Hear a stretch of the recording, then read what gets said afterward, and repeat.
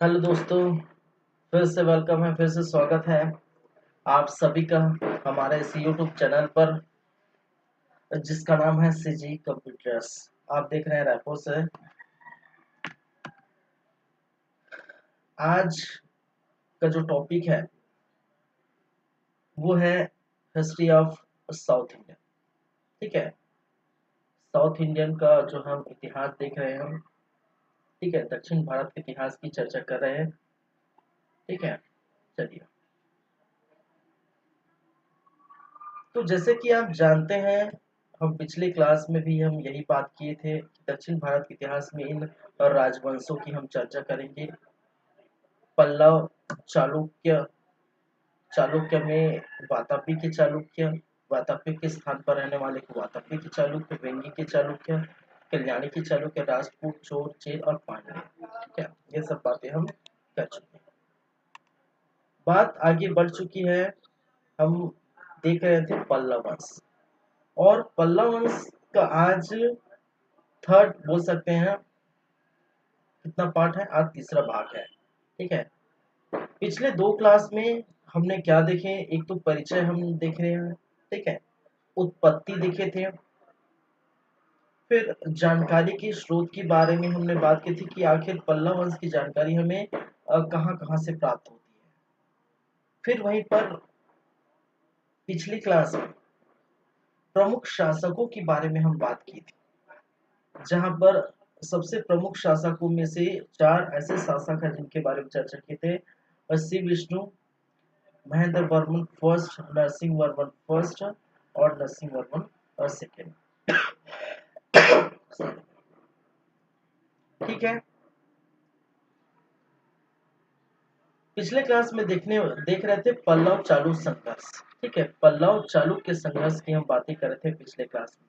तो क्या कुछ था उसके बारे में हम स्टार्ट करते हैं। आधा हो चुका है, कारण मैंने बता दिया था। ठीक है, कारण की मैंने मैं कर चुका हूँ। कारण क्या था, किस कारण से ये पल्लव और चालुक्य जो संघर्ष हुआ था किस कारण से हुआ था। ठीक है, चलिए मैं एक बार फिर रिपीट करता हूँ, क्योंकि हम अभी स्टार्ट करें तो थोड़ा जो फ्रेश देखना पड़ेगा। तो मैंने कहा कि पल्लव वंश का जो क्षेत्र है वो जो दक्षिण के आंध्र प्रदेश के दक्षिणी भाग और जो तमिलनाडु है, तमिलनाडु के उत्तरी भाग में ये बसा हुआ था, जहाँ पल्लव का वंश देखने को मिला था। ठीक है, यहीं पर पेन्नार नदी, कावेरी नदी देखने को मिली थी। ठीक है, दूसरी तरफ वातापी के चालुक्यों का जो स्थान था, ठीक है, वो कोंडा, सॉरी, ठीक है, जो बीजापुर है। ठीक है, बीजापुर। ठीक है, बीजापुर के स्थान पर इनको देखने को मिला था। ठीक है, और बीजापुर के स्थान पर, ठीक है, वातापी के चालुक्य वंशों का शासन देखने को मिला था। और पुलकेशिन द्वितीय यहाँ के प्रतापी शासक थे। ये बात हो चुकी थी। ठीक है, तीसरी बात करें तो यहाँ पर आपको दिखाई दे रहा होगा कृष्णा नदी है। ठीक है, ये कृष्णा नदी, और ये वाला जो है क्या है? तुंगभद्रा नदी है। ठीक है, ये वाला स्थान कौन सा है? ये तुंगभद्रा नदी है, ये कृष्णा नदी। इन दोनों के मध्य के जिस स्थान को हमने क्या कहा था? कृष्णा तुंगभद्रा दोआब। क्या है? कृष्णा तुंगभद्रा दोआब। और जो कृष्णा तुंगभद्रा दोआब है वो पल्लव के अधिकार में था, पल्लव के अधीन में था। ठीक है, उनके अधीन थे, उनके क्षेत्र के अधीन थे।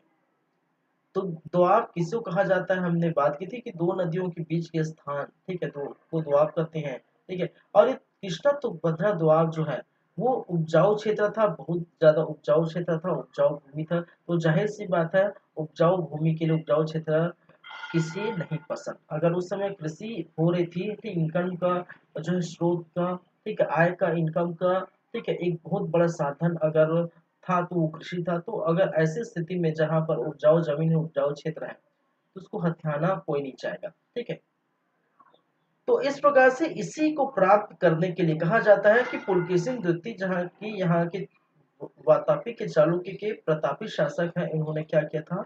हमला कर दिया था। ठीक है, और लगातार इन दोनों के बीच हमला जारी था। कारण क्या था ये हम पिछले क्लास में हम देख चुके हैं। ठीक है, चलिए तो हम क्या देख रहे थे भाई,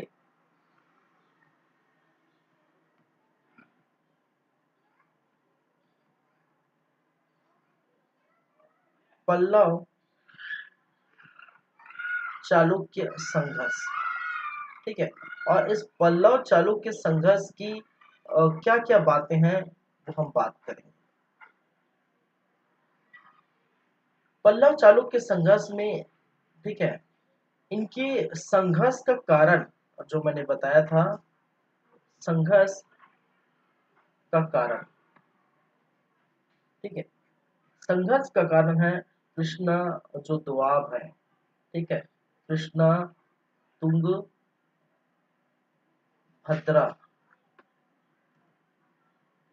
दोआब को, कृष्णा तुंगभद्रा दोआब प्राप्त करने हेतु, ठीक है, और ये मैंने कहा था ये पल्लव के अधीन थे। किसके अधीन थे भाई साहब? पल्लव के अधीन थे। ठीक है, इस समय देखने को मिला था कुल 4 युद्ध हुए थे, या 4 तरह के युद्ध हुए थे। ठीक है, कुल क्या हुए थे? 4 युद्ध हुए थे, 4 तरह के युद्ध हुए थे।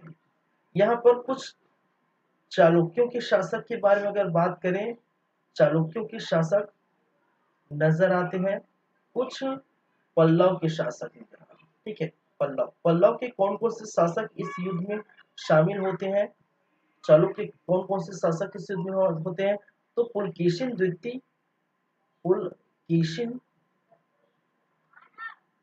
द्वितीय देखने को मिलता है। ठीक है, फिर विक्रमादित्य फर्स्ट। पुलकेशिन द्वितीय जो है 2 बार जो है आक्रमण करते हैं, एक बार नरसिंह वर्मन के समय, एक बार महेंद्र वर्मन के समय। प्रथम बार महेंद्र वर्मन फर्स्ट के समय, उसके बाद नरसिंह वर्मन फर्स्ट के समय। ठीक है, विनयादित्य, ठीक है, और विक्रमादित्य सेकंड। उनके बाद हम बात करिए Vikramaditya second.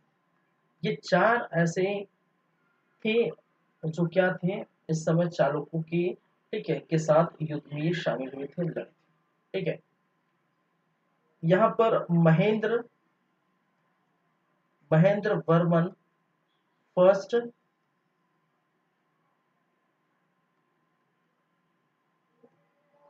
Narasimha Varman first, Mahendra Varman first के बाद Narasimha Varman first, Narasimha Varman first, Mahendra Varman second,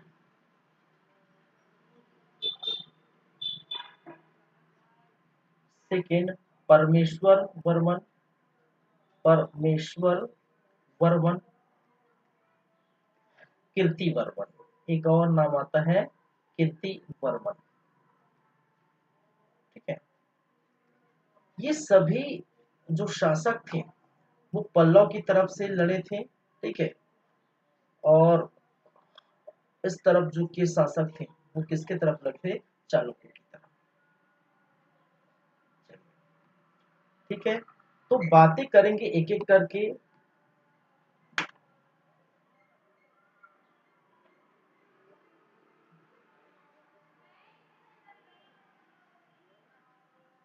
ठीक है, एक एक करके हम बातें करेंगे।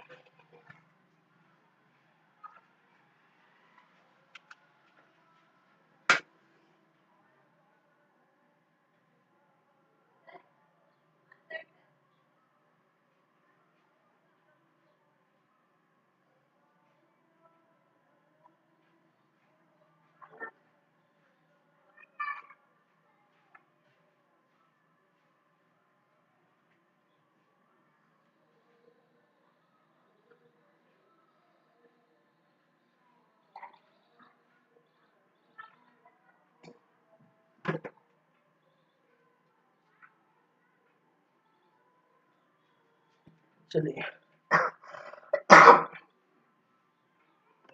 ठीक है, आगे बढ़े।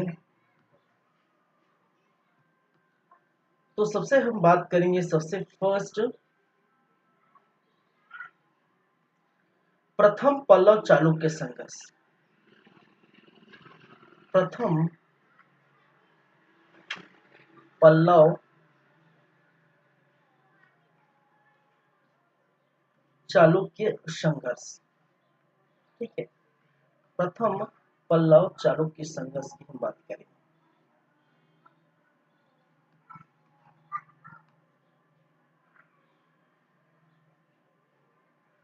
इस संघर्ष में बात की जाए तो चालुक्य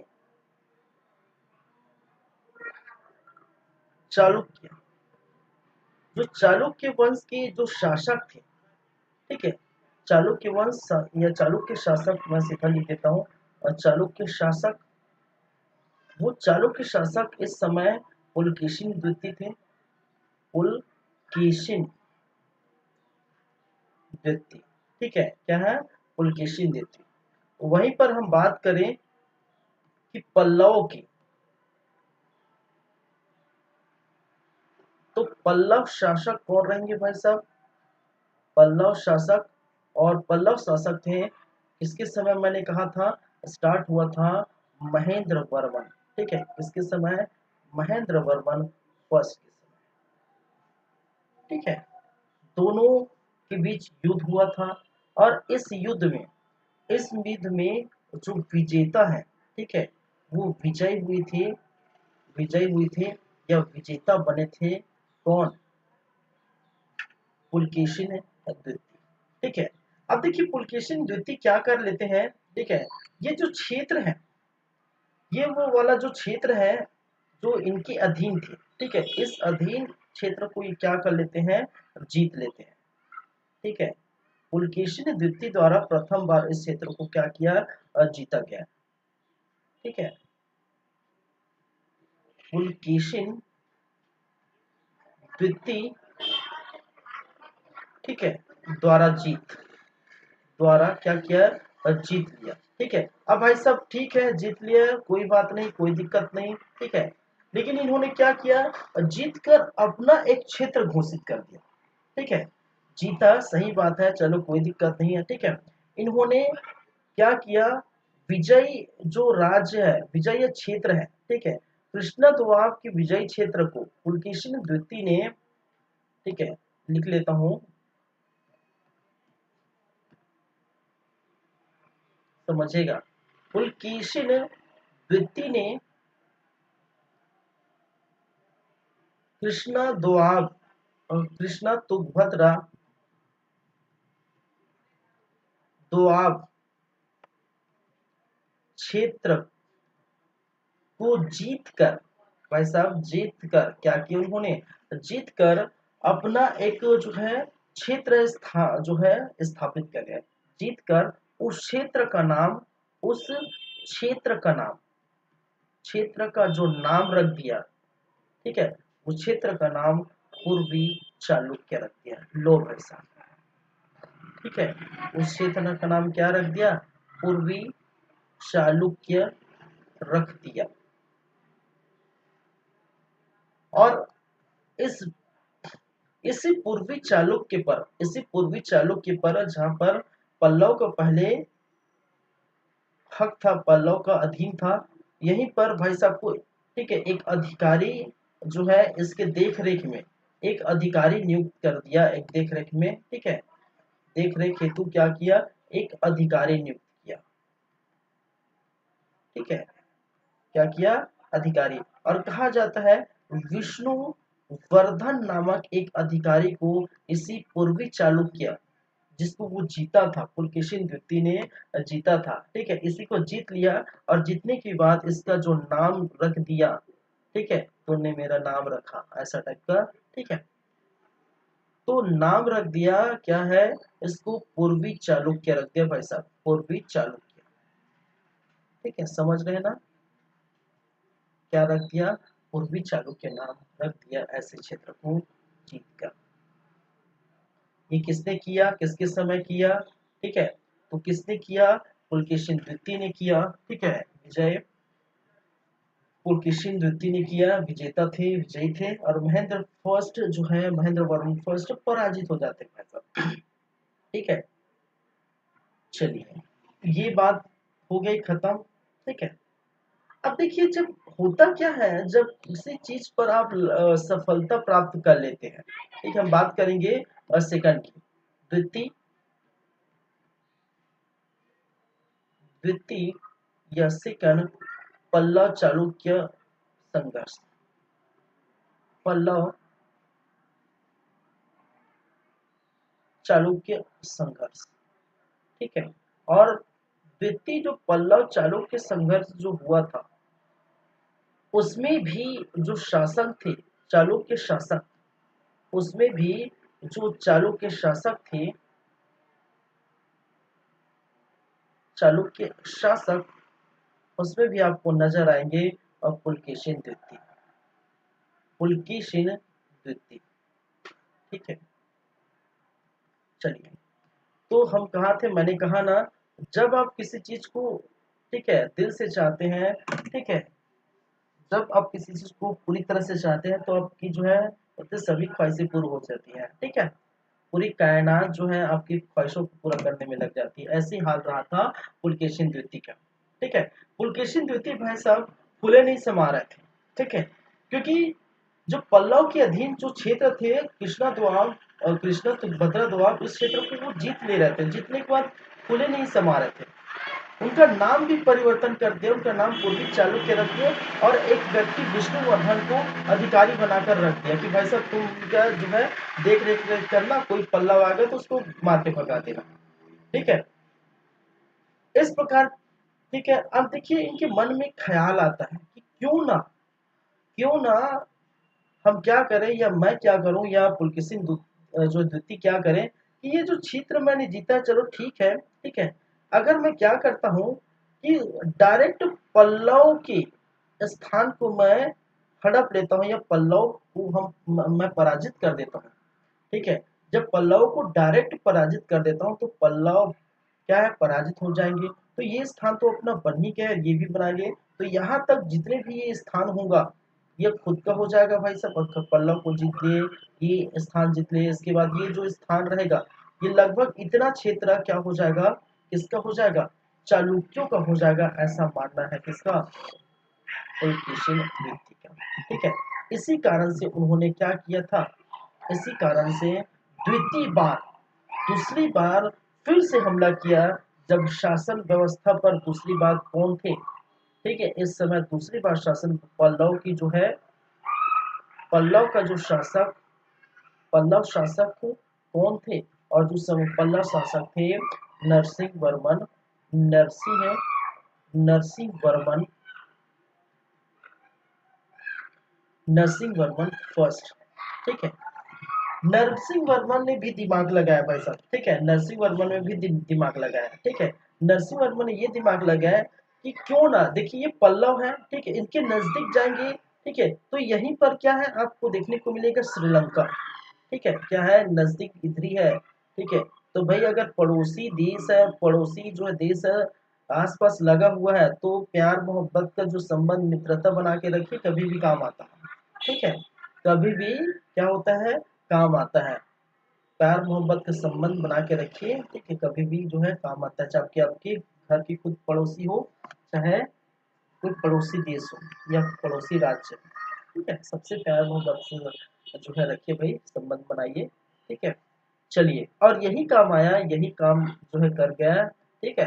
पुलकेशिन द्वितीय ने, ठीक है, किनसे, श्रीलंका के शासक मानवम, मानवम, जो कि क्या थे, श्रीलंका शासक, ठीक है, श्रीलंका शासक जो है मानवा से इन्होंने क्या किया, हाथ मिला लिया, दोस्ती यारी कर ली, फ्रेंड कर लिए, मित्रता कर लिए, ठीक है, साथ में बैठना उठना हो गया, खाना पीना हो गया, ठीक है, घूमना फिरना, यारी दोस्ती हो गई, ठीक है। और इस प्रकार दोनों जब मिल जाती हैं तो पुलकेशिन द्वितीय का जो शक्ति है सॉरी, पुलकेशिन द्वितीय का जो शक्ति है वो इन दोनों से कम होने को लगता है, कम हो जाता है। ठीक है, जब ये दूसरी बार आक्रमण करते हैं, ठीक है, दूसरी बार आक्रमण करते हैं पुलकेशिन द्वितीय,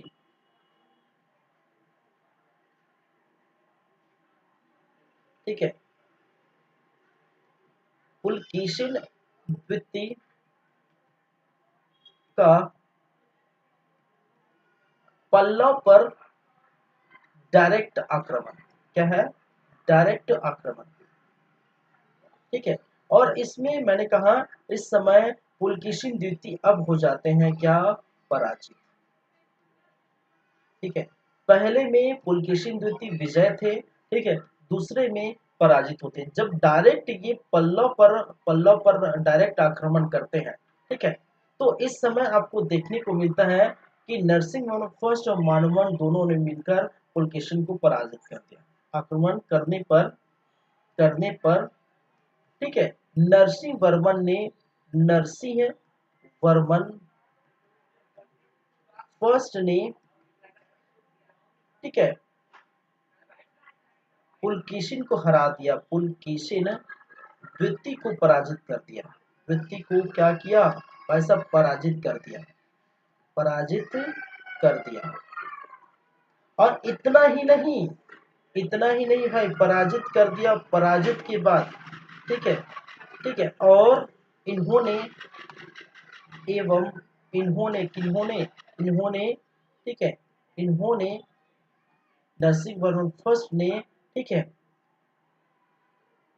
वातापी कोंड की उपाधि भी धारण की, वातापी कोंड की उपाधि भी धारण की, ही क्या की, धारण की।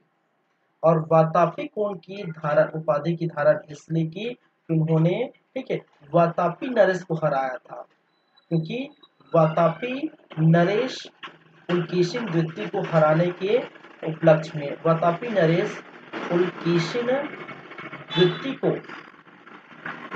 ठीक है, पराजित करने के उपलक्ष्य में या हराने के उपलक्ष्य में, पराजित करने के, ठीक है, जश्न में या उपलक्ष्य में,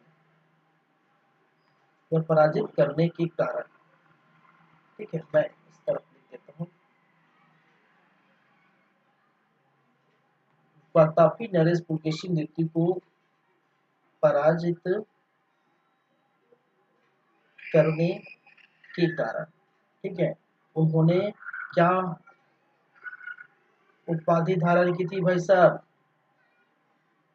वातापी कोण, जो बहुत ही ज्यादा क्या है, महत्वपूर्ण है, बहुत ही ज्यादा इंपॉर्टेंट है। ये कई बार क्वेश्चन में पूछा गया है। निम्नलिखित में से कौन से पल्लव शासक ने वातापी कोण की उपाधि धारण की थी, तो वातापी कोण की उपाधि, ठीक है, किसने की है, किसने की है, नरसिंह वर्मन फर्स्ट, ठीक है। चलिए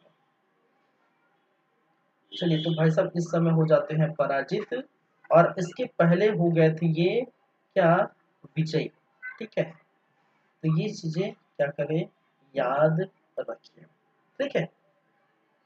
चलिए, तो प्रथम में याद रखिए कि प्रथम बार जब ये गए थे पुलकेशिन द्वितीय, तो ये जीत गए थे, महेंद्र वर्मन जो हार गए थे, और द्वितीय बार ये गए तो द्वितीय बार ये पराजित हो गए और नरसिंह वर्मन ने जीत, ठीक है, और इन्होंने वातापिकों की उपाधि पाई। तो कई बार ये भी क्वेश्चन पूछा जाता है कि निम्नलिखित में किस पल्लव शासक ने चालुक्य, वातापी की चालुक्य नरेश ये वातापी की चालुक्य पुलकेशिन द्वितीय को पराजित किया था। तो आपके ऑप्शन नरसिंह वर्मन भी रहेंगे, महेंद्र वर्मन भी रहेंगे, नरसिंह वर्मन सेकंड भी रहेंगे, ठीक है। चलिए, तो ये ध्यान रखिए, ध्यान से आगे बढ़े।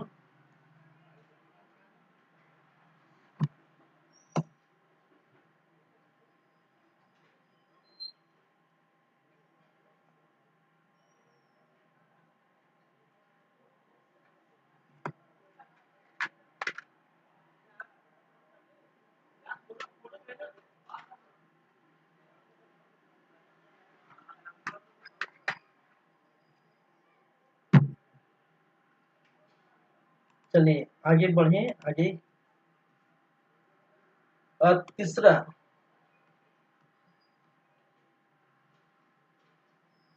ठीक है, तृतीय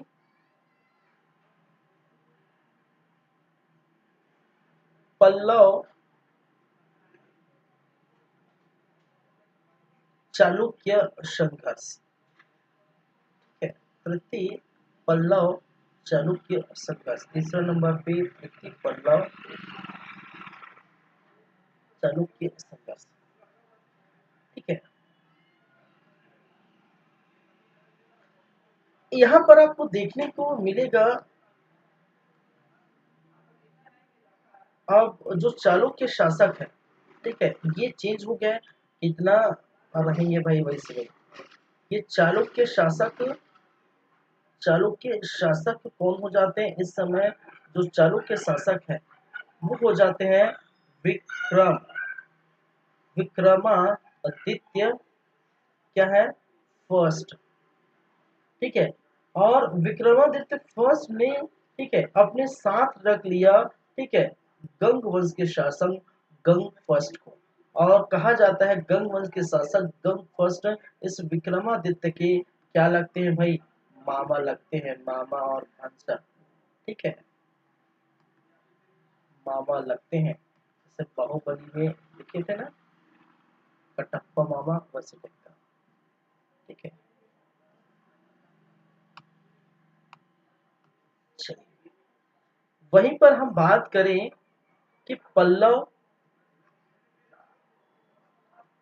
शासक, और पल्लव शासक में देखने को मिलेगा महेंद्र वर्मन वर्मन सेकेंड। ठीक है, क्या है?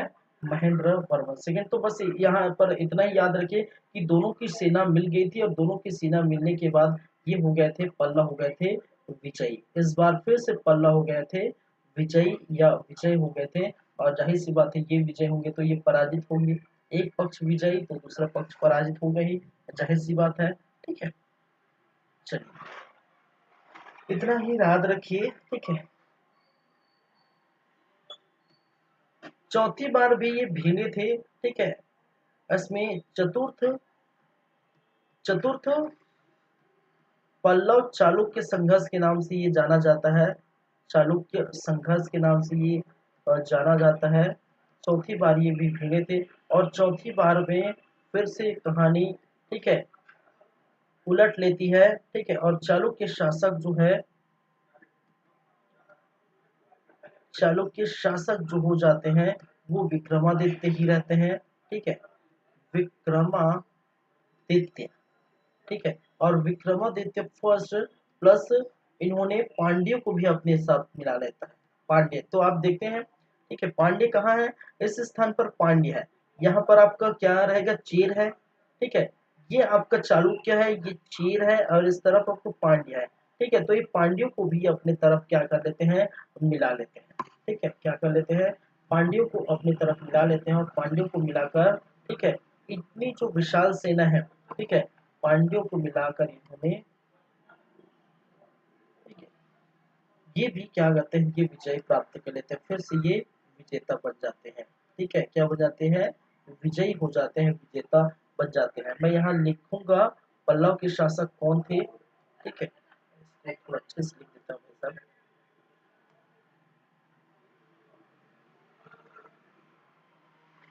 चालुक्य शासक, यहाँ पर पल्लव के शासक कौन थे?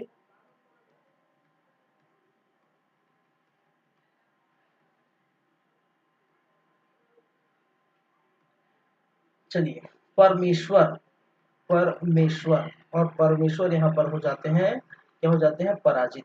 जाहिर सी बात है, वो विजय होंगे तो ये पराजित हो जाते हैं। ठीक है, चलिए तो लिखने की जरूरत ही नहीं है। ठीक है, एक ही को लिखो, एक ही पक्ष को, ज्यादा दिमाग खत्म करने की जरूरत नहीं है। अगर एक विजयी हुआ तो दूसरा पक्ष पराजित होंगे, जाहिर सी बात है। चलिए, लास्ट में एक और देखने को मिलता है। ये तो खैर चार ही हुआ, लेकिन कहा जाता है, ठीक है, चार को ही हम पांच बना के देखते हैं। ठीक है, एक तरफ जो है फिफ्थ, पंचम या फिफ्थ जो है पल्लव चालुक्य, पल्लव चालुक्य संघर्ष। बुकों में हालांकि ये 4 दिया गया है, लेकिन मैं इसको अलग से 5 बना के लिखूं, क्योंकि ये अलग फिर जो है कुछ शासक यहाँ पर देखने को मिलता है। ठीक है, चलिए इस समय पल्लव की हम बात करें, चालुक्य की बात कर रहे थे तो चालुक्य ही करेंगे। चालुक्य की बात करें, चालुक्य शासक कौन थे, तो चालुक्य शासक जो है इस समय विक्रमादित्य सेकंड से, विक्रमादित्य क्या थे, सेकंड देखने को मिला था। पल्लवों की हम बात करें, पल्लव वंश, पल्लव शासक के रूप में कौन थे, तो पल्लव शासक के रूप में कीर्ति वर्मन, क्या है, कीर्ति वर्मन, कीर्ति वर्मन प्लस दंती दुर्ग। ठीक है, क्या है, दंती दुर्ग। और दंती दुर्ग क्या थे, राष्ट्रकूट, राष्ट्रकूट। ये दोनों जो है, कीर्ति वर्मन जो पल्लव वंश के शासक है, दंती दुर्ग राष्ट्रकूट के शासक है, दोनों ने मिलकर इस बार क्या है, चालुक्यों को क्या किया, पराजित कर दिया। ठीक है, क्या हो जाए, चालुक्यों को पूरी तरह से क्या हो गया, पराजित कर दिया। तो अंत में विजय किसकी हुई, ठीक है, अंत में इस संघर्ष में जब दंती दुर्ग, ठीक है, राष्ट्रकूट का एक जो है महानतम शासक था, राष्ट्रकूट का एक जो शक्तिशाली शासक था, राष्ट्रकूट के जो संस्थापक थे, ठीक है, दंती दुर्ग, इन्होंने जब इस युद्ध में अपने जो है इस युद्ध में कूदा, या इस युद्ध से ये इस युद्ध में पल्लव की तरफ से लड़े, तो ये युद्ध चालुक्यों की पराजय से ये समाप्त हो जाती है। ये पूरा प्रॉपर युद्ध चालुक्य की वजह से क्या हो जाता है, समाप्त हो जाता है। ठीक है, तो अंततः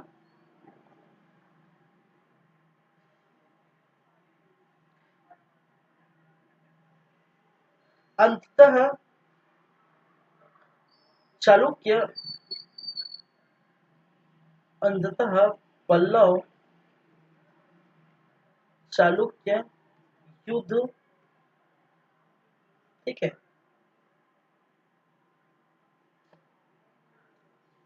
पल्लवों की विजय के साथ, पल्लवों के विजय के साथ, विजय के साथ समाप्त हो जाते, समाप्त हो जाते हैं।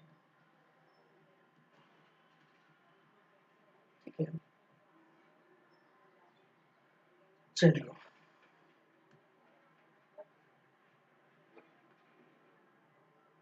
ठीक है, आगे बढ़े। यहाँ ये भी कहा गया है चतुर्थ में कि यहाँ पर राजधानी कांचीपुरम को भी ये अधिकार में कर लेते हैं। ठीक है, राजधानी, धानी, ठीक है, किसकी राजधानी भाई, पल्लव की राजधानी क्या थी, कांचीपुरम। ठीक है, और पल्लव की इस राजधानी कांचीपुरम को भी अधिकार में कर लेते हैं। ठीक है,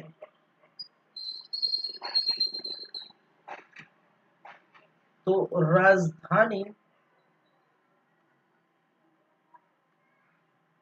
कांचीपुरम को अपने अधिकार में कर लिया, अधिकार में कर लिया। ठीक है, करने का मतलब कब्जा कर लिया, जो भी है। चलिए, तो ये जो आप स्टार्टिंग में हम देखे थे, जो पल्लव चालुक्य संघर्ष, ठीक है, तो ये यही है भाई साहब। और पल्लव चालुक्य संघर्ष जो है इस प्रकार से ये समाप्त हो जाता है।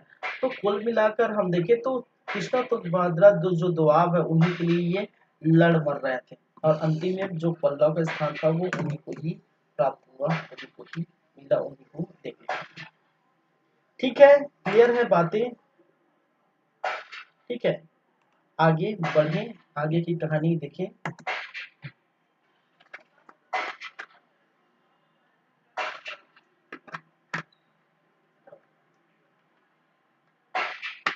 चलिए नेक्स्ट हम बात करेंगे, नेक्स्ट में क्या है, नेक्स्ट में देखने को मिलेगा ये संघर्ष हो गया, उसके बाद प्रशासन व्यवस्था देखिए, पल्लव कालीन प्रशासन व्यवस्था, उसके बाद स्थापत्य कला। ठीक है, उसके बाद ये समाप्त हो जाते हैं। तो ये थर्ड क्लास और फोर्थ क्लास, 4 क्लास इसका लगेगा, ठीक है। तो 4 क्लास में पल्लव खत्म हो जाएगा, ठीक है, फिनिश। ये थर्ड क्लास है, एक और लगेगा। चलिए हम बात करेंगे पल्लव कालीन प्रशासन व्यवस्था।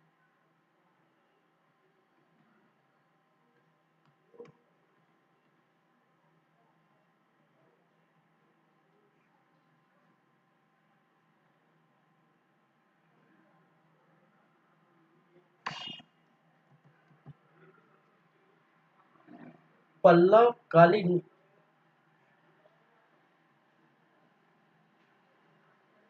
प्रशासन व्यवस्था, ठीक है।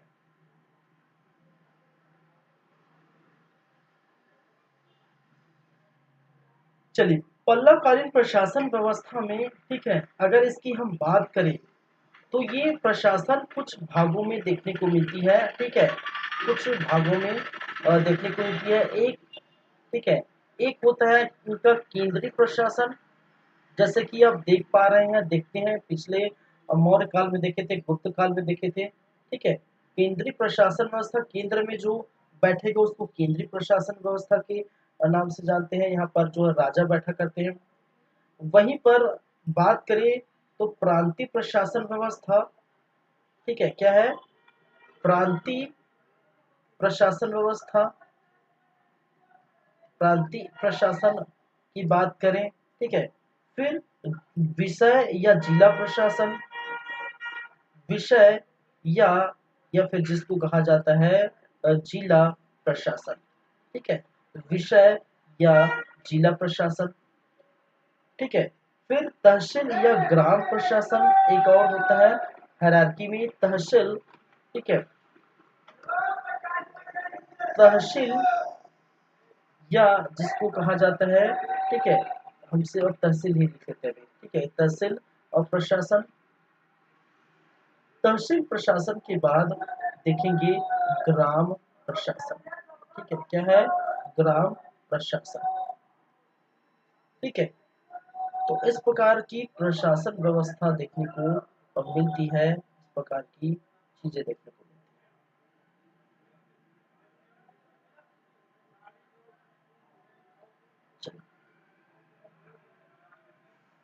है। इसके स्तर की हम बात करें, ठीक है, इसके स्तर की चर्चा करें, स्तर, ठीक है, लेवल, ठीक है, इसको बोलते हैं लेवल, ठीक है।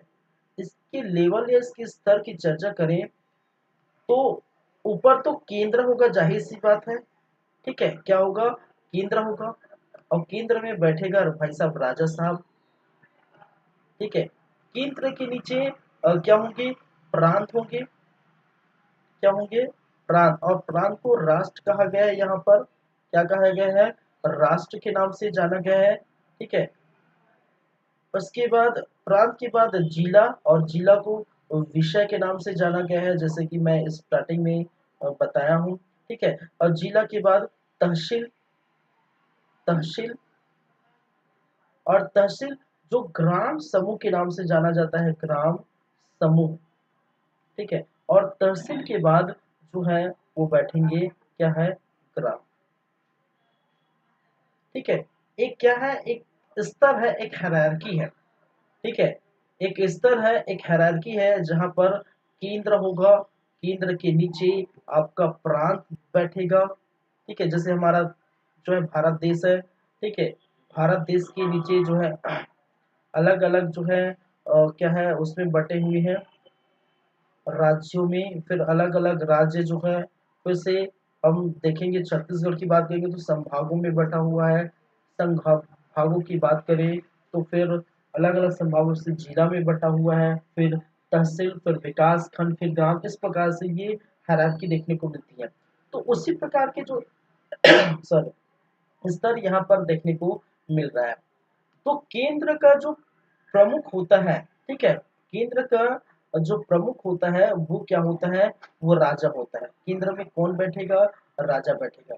वहीं पर अगर प्रांत की बात करें तो प्रांत के प्रमुख को क्या कहता है, क्या कहा जाता है, राष्ट्रिक या देशापति कहा जाता है। इसको देशापति या राष्ट्रिक के नाम से जाना जाता है, देशापति या राष्ट्रीय के नाम से जाना जाता है। वहीं पर जिला या विषय को, ठीक है, विषयपति के नाम से जाना जाता है।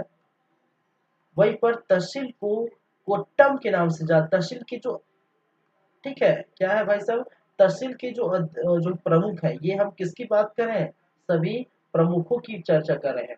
ठीक है, ग्राम भोजक, ग्राम के जो प्रमुख है उसको ग्राम भोजक कहते हैं।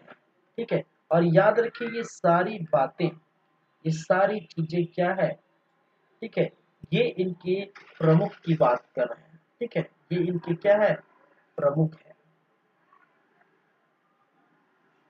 ठीक है, किनके प्रमुख है भाई साहब, ठीक है, जो भी स्थान है उनके प्रमुख की चर्चा हम कर रहे हैं। तो केंद्र का जो प्रमुख है या मुखिया है वो राजा कहलाता है। प्रांत का प्रमुख या मुखिया राष्ट्रीय या देशापति कहलाता है। जिला का प्रमुख या मुखिया विषयपति।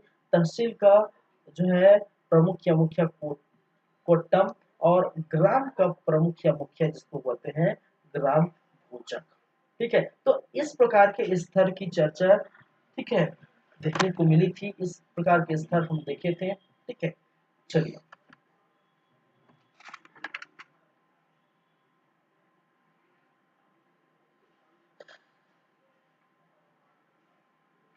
चलिए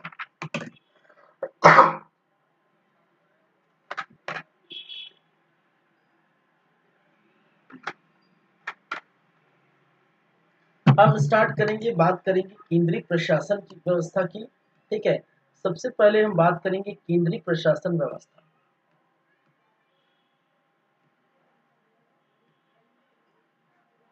केंद्रीय प्रशासन की, और केंद्रीय प्रशासन व्यवस्था में आप जानते हैं, जैसे कि मैं पहले मौर्य काल से बताते आ रहा हूँ।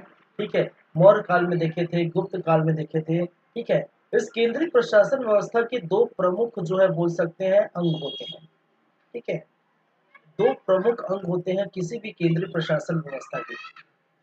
एक तो खुद क्या होगा, राजा होगा। और राजा होगा तो जाहिर सी बात है, इनको राजा को सलाह देने के लिए मंत्री परिषद होगी। ठीक है, राजा को सलाह देने के लिए उनकी मंत्री परिषद जरूर होगी। ठीक है, तो किसी भी केंद्रीय प्रशासन में राजा तो होगा। ठीक है, और राजा सर्वोच्च यहाँ पर देखने को मिलता है। राजा जो है क्या होता है, ठीक है, किसी भी केंद्रीय प्रशासन का सर्वोच्च होता है। ठीक है,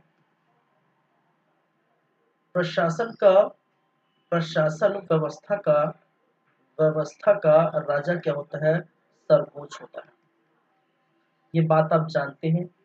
ठीक है, ये सर्वोच्च न्यायाधीश भी होते हैं। ठीक है, सर्वोच्च न्यायाधीश भी होते हैं, न्यायाधीश भी होते हैं।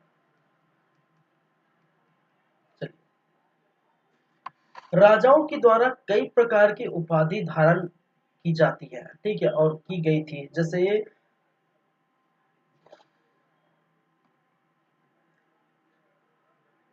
भर भट्टारकम। ठीक है, भर भट्टारम, वाजपेयी, वाजपेयी, अग्निस्टोम, अग्निस्टोम,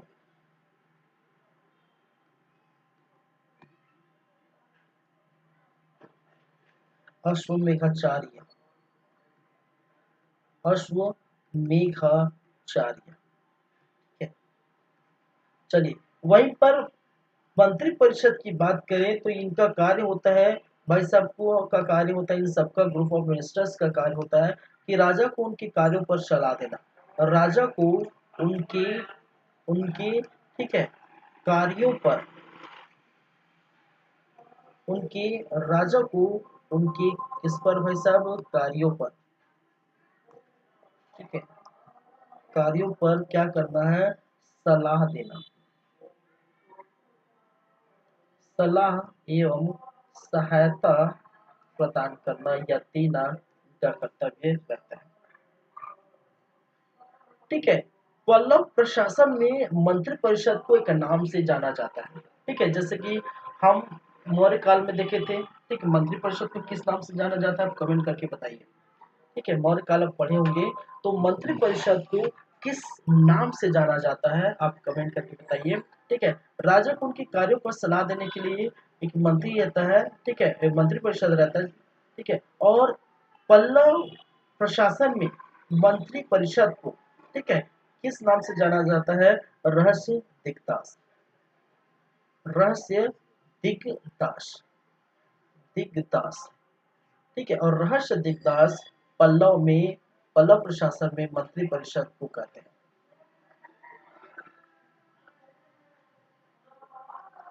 पल्लव प्रशासन में, ठीक है, पल्लव ही देख रहे हैं तो मंत्री परिषद, इसका मतलब ही क्या है? रहस्य दिग्दास। ठीक है, और इसी को कहते हैं मंत्री परिषद। ठीक है, रहस्य दिग्दास नाम से जानते हैं। ठीक है, तो मंत्री परिषद कहने का मतलब है रहस्य।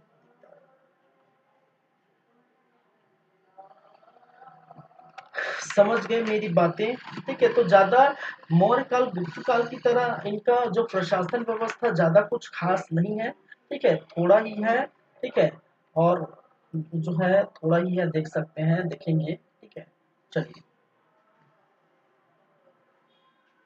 कुछ अधिकारी वर्ग भी देखने को मिला है। अधिकारी वर्गों के नाम हम देखेंगे। ठीक है, अधिकारी वर्ग या अधिकारी गण,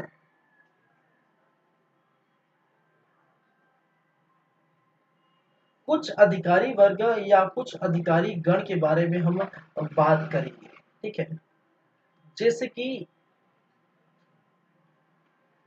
देशापति, क्या है? और देशापति। ठीक है, तो प्रांतों का प्रमुख होता है, ये तो हम देख चुके हैं। प्रांतों का जो है प्रमुख।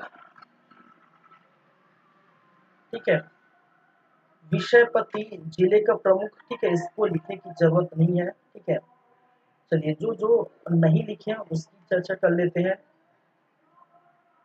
युक्त, ठीक है, युक्त या आयुक्त, युक्त या आयुक्त, इसको कहा जाता है विषयपति का सलाहकार। ठीक है, विषयपति का सलाहकार, भाई साहब सलाहकार इसे लिखते हैं। ठीक है, गुप्तचर होते थे, क्या होते थे? और गुप्तचर होते थे, और गुप्तचर, ठीक है, संचरक्तक, रंतक के नाम से भी जाना जाता है। और गुप्तचर कहने का मतलब क्या है? जो चारों तरफ घूम फिर कर जो भाई साहब अपनी जो इंफॉर्मेशन इकट्ठा करेंगे और इंफॉर्मेशन इकट्ठा करके राजा साहब को देंगे। और गुप्तचर को संचरक के नाम से भी जाना जाता है। एक और अधिकारी है जिसको रतिक के नाम से जानते हैं। किस अधिकारी, एक रतिक के नाम से जानते हैं? ये होता है जिलाधिकारी। जिलाधिकारी जो रतिक के नाम से जाना जाता है। ठीक है, जिलाधिकारी। ठीक है,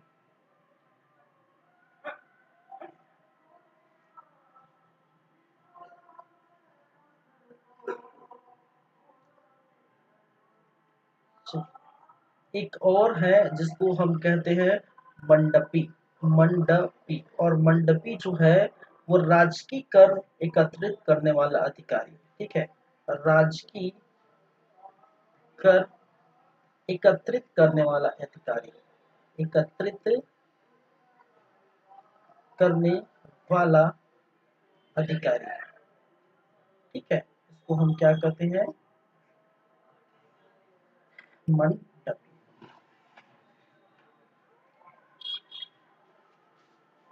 एक मिनट, थोड़ा चार्ज में लगा देता हूँ।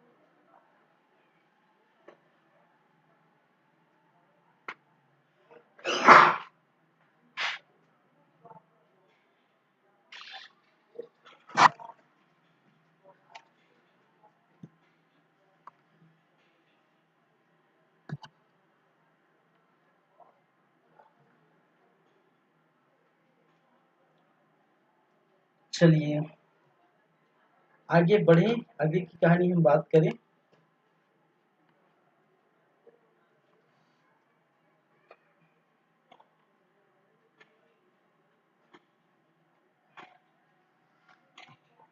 ठीक है, कुछ अन्य नाम देखते हैं। जैसे कि एक नाम सामने आया है जिसको हम कहते हैं गोलमिक। एक नाम है जिसको कहा जाता है गोलमिक। ठीक है, चलिए गोलमिक किसको कहते हैं। देखिए पल्लव कालीन जो है प्रशासन व्यवस्था में क्या की गई थी, सेनाओं को ठीक है विभाजित किया गया था। ठीक है, सेनाओं को विभाजित किया गया था, कहने का मतलब है छोटी छोटी जो है चौकियां टाइप जो है, छोटी छोटी जो है सेनाओं की जो चौकियां बनाई गई थी।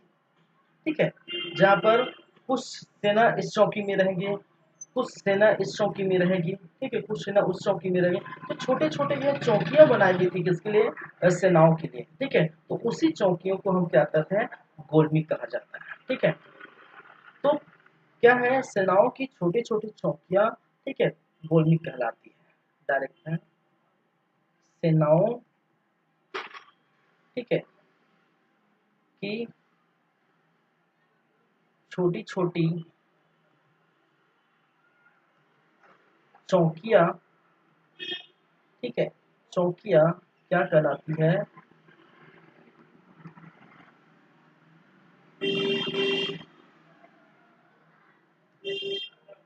चौकियां, चौकी बनाई गई थी, चौकियां क्या था, गोलमिक कहते हैं,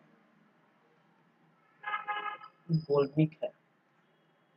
ठीक है, चलिए ये पहली बात है। कुछ और शब्द सामने आया है, एक कहा जाता है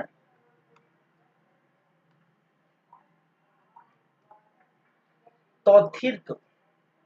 एक शब्द जिसको कहा जाता है तौथिर्क। ठीक है, प्राकृतिक जलाशयों, जलाशयों एवं ठीक है पेयजल और सिंचाई की व्यवस्था करने वाला अधिकारी। और क्या है, सिंचाई ठीक है, पानी वानी की बात है। ठीक है, जो भी पानी वानी होंगे जहां भी डालना है। ठीक है, सिंचाई की व्यवस्था ठीक है, व्यवस्था करने वाला, करने वाला क्या है, अधिकारी है। और इसी अधिकारी को हम क्या कहते हैं, तौर्थिक कहा जाता है। ठीक है, कहाँ पर, आपके पल्लव में। तो उसको अच्छे से लिख देता हूँ, उल्टा पुल्टा नहीं, उसको तौर्थिक, तौर्थिक। ठीक है, क्या है, तौर्थिक। चलिए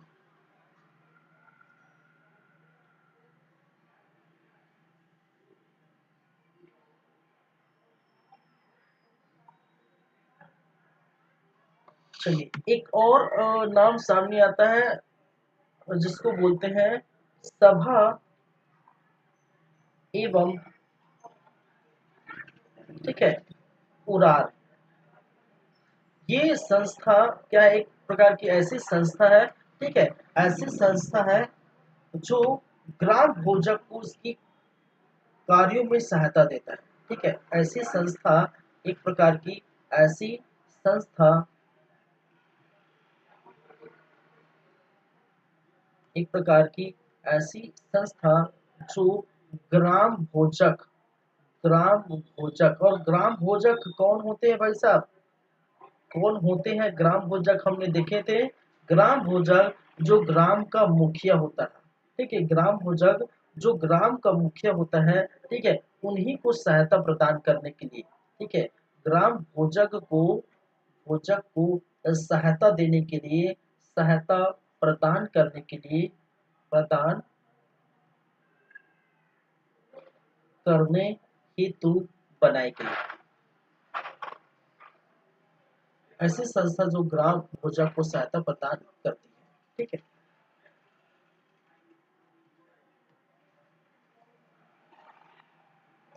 चलिए इसमें से ये भी कहा गया कि ये जो सभा है, ठीक है, सभा है, इनकी नियुक्ति ठीक है, इनकी जो नियुक्ति है, इनकी नियुक्ति ग्राम के लोगों द्वारा की जाती है। ग्राम के लोगों के द्वारा, मतलब ग्राम के, गांव के लोगों द्वारा इनकी जो नियुक्ति है, कहने का मतलब सभा में लोग होंगे, सदस्य होंगे, ठीक है। सभा के जो सदस्य है, ठीक है, ये सभा के जो सदस्य है, इनकी जो नियुक्ति कौन करता है, इनकी नियुक्ति गांव के लोग द्वारा की जाती है कि भाई साहब इसको हम क्या बनाएंगे, सभा का जो मेन हेड बनाएंगे, मेन सदस्य बनाएंगे सभा में, ठीक है। ऐसी संस्था को हम चुनेंगे। वहीं पर उरार की बात होती है कि उरार की नियुक्ति जो है, उरार की नियुक्ति डायरेक्ट ग्राम खोजक करता है, ठीक है। नियुक्ति कौन करता है, नियुक्ति ग्राम भोजक द्वारा, ग्राम भोजक द्वारा, ठीक है। तो ग्राम भोजक जिसको चाहे वो क्या कर सकते हैं, ठीक है, नियुक्ति कर सकता है, नियुक्त कर सकता है, ठीक है। चलिए, दो चीज, इतनी चीजें पढ़े, कुछ कुछ पॉइंट हम देखें। गोलमिक क्या है, मैंने कहा सेनाओं, ठीक है, सेना देखने को मिलती। देखिए यहाँ पर भी चतुरंगिनी सेना की बात की गई है, ठीक है। हर जगह चतुरंगिनी सेना की बात की है, ठीक है। पैदल सेना, रथ सेना, हाथी सेना, ठीक है, नौसेना, ठीक है, चतुरंगिनी सेना की बात की गई है। और इस चतुरंगिनी सेना में सेनाओं की जो है छोटे छोटे टुकड़ी बनाई गई थी, और सेनाओं की इस छोटे छोटे टुकड़ी को ही, ठीक है, उस चौकियों को ही क्या कहा जाता है, गोलमिक कहा गया है। और एक और है तौरथिक, जो प्राकृतिक जलाशय हो गए, पेयजल हो गए, सिंचाई और पानी वानी की जो व्यवस्था करने वाले जो अधिकारी है, उनको तौरथिक कहते हैं। सभा एवं उरार ऐसी संस्था जो ग्राम भोजक को उनके कार्यों पर सलाह देता है, उनके कार्यों पर हेल्प करता है, उसको हम क्या कहते हैं, ठीक है, सभा या उरार कहा जाता है। जहाँ पर सभा की नियुक्ति ग्राम के लोगों द्वारा की जाती है, और वहीं उरार की नियुक्ति ग्राम भोजक के द्वारा क्या की जाती है, की जाती है। क्लियर है बातें।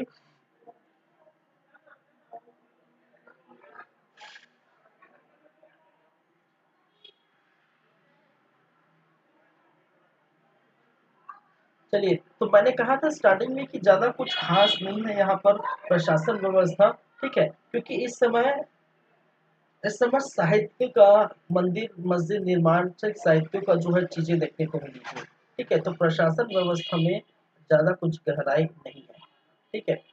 कुछ ग्रामीण विस्तार देखने को मिलेगा, ठीक है, ग्रामीण विस्तार के बारे में हम बात करेंगे, ठीक है। और ग्रामीण विस्तार के अंतर्गत, ठीक है, तीन गांवों का वर्णन देखने को मिला था, ठीक है। तीन प्रकार के गांवों का वर्णन था, तीन प्रकार के गांव या ग्रामों का अंतर है। देखिए मैं अभी बोल रहा हूँ, ठीक है, जैसे मौर्यकालीन और गुप्तकालीन में जो प्रशासन व्यवस्था तगड़ी थी, ठीक है, और प्रशासन व्यवस्था बहुत अच्छी थी, उसको हम तो याद करने वाली चीजें थी, वो ऐसा पल्लव में बिल्कुल नहीं। पल्लव में, ठीक है, इनके साहित्य को लेकर, जैसे मंदिर वगैरह है, इनकी जो है रचनाएं हैं, ठीक है, इनकी जो रचनाएं हैं, इनके साहित्य है, इनकी कला है, इनको लेकर ही जो है क्वेश्चन पूछा जाता है, ठीक है। तो ज्यादातर जो है इसमें न पढ़िए, ठीक है। आप जो है प्रशासन व्यवस्था मौर्य और गुप्त का अच्छे से देखिए। चलिए, तीन प्रकार के जो है ग्रामों का उल्लेख कहाँ पर देखने को मिलता है। एक कहला जाता है और ऐसी गांव है, ऐसी बस्ती है जहाँ की, ठीक है, किसान जाति के लोग रहते हैं, ठीक है। तो ऐसी जाति, ऐसी जगह, ऐसी भूमि या ऐसी बस्ती, ठीक है, जो किसान जाति के लोग रहते हैं, ठीक है, किसान जाति के लोग, ठीक है, सामूहिक रूप से रहते हैं। लोग जो है किसान जाति के लोगों का, बोल सकते हैं किसान जाति के लोगों का सामूहिक स्वामित्व था, सामूहिक क्या है, स्वामित्व था, स्वामित्व था, ठीक है। तो किसान जो जाति की जो लोग हैं, कृषक हैं, उनका सामूहिक जो है स्वामित्व और जैसे स्थान को देखने को मिला है। और वहीं पर सभा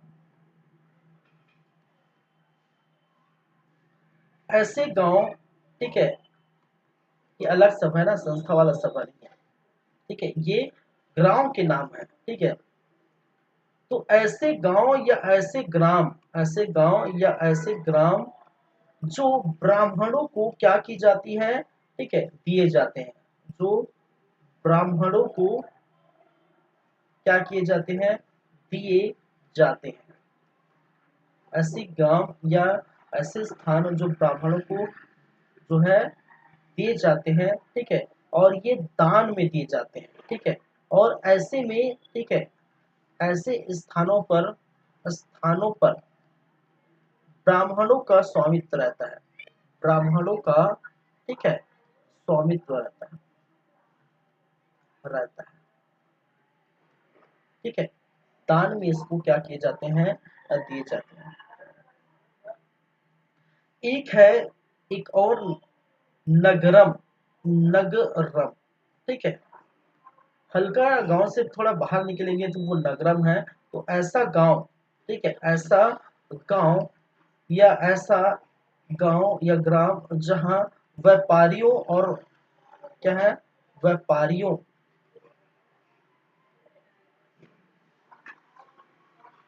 का क्या था, वास था। ठीक है, ऐसा गांव और ऐसा गांव जो क्या था, व्यापारियों का वास कहलाता था।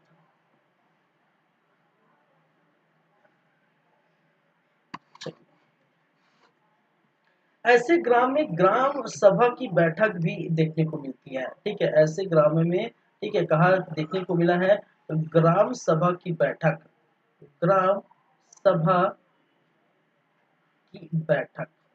ठीक है,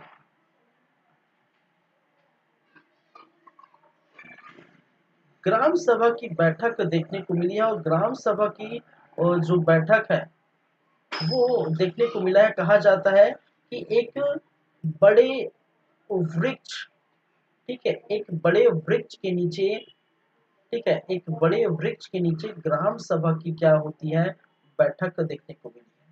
ठीक है, ठीक है,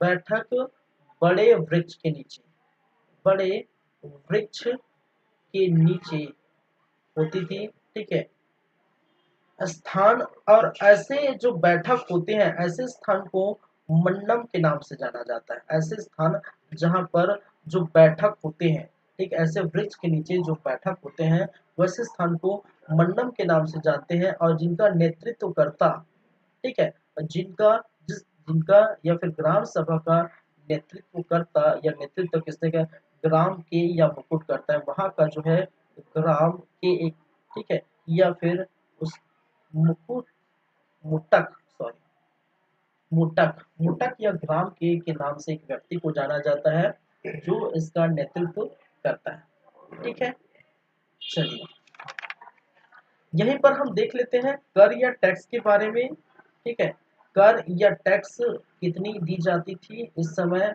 ठीक है, यहाँ के लोगों को द्वारा पल्लव वंश में कर या टैक्स कितनी थी। तो एक तो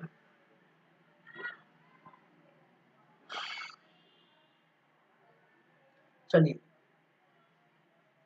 कर 1/6 टू 1/10, ठीक है, 1/6 से लेकर 1/10 तक। ठीक है, तो जो सक्षम है वो जो है 1/6 दे, जो नहीं है तो वो 1/10 दे। ठीक है, चलिए, कर वसूली कौन करता था, कर वसूली कौन करता था, तो वो करते थे ग्राम सभा द्वारा। ठीक है, ग्राम सभा द्वारा। ठीक है, और यहाँ 18 करों का उल्लेख है। ठीक है, 18 करों का, करों का क्या मिलता है, उल्लेख और देखने को मिलता है। 18 कर हमें क्या मिलती है, देखने को। ठीक है, चलिए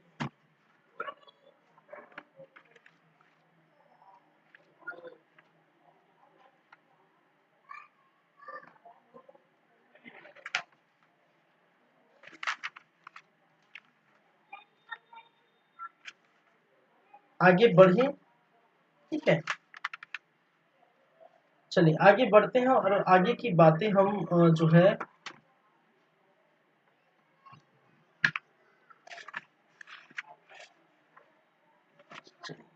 आगे की बातें हम करेंगे पल्लव कालीन स्थापत्य कला। देखिए यहाँ पर ब्राह्मणों से कोई कर नहीं ली जाती, कहा जाता है ब्राह्मण, क्योंकि ऑलरेडी ब्राह्मण को जो दान देकर उनको अलग से स्थान दिए जाते थे, ठीक है, दान देकर उनको अलग से स्थान दिए जाते थे।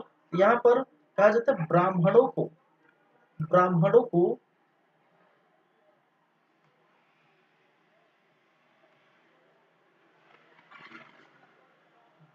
को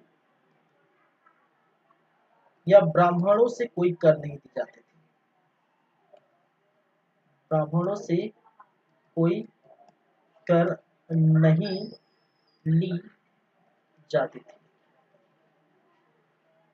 ठीक है, ब्राह्मण से कोई कर नहीं ली जाती थी, ये याद रखिए, ठीक है। चलिए, ठीक है, बातें क्लियर है।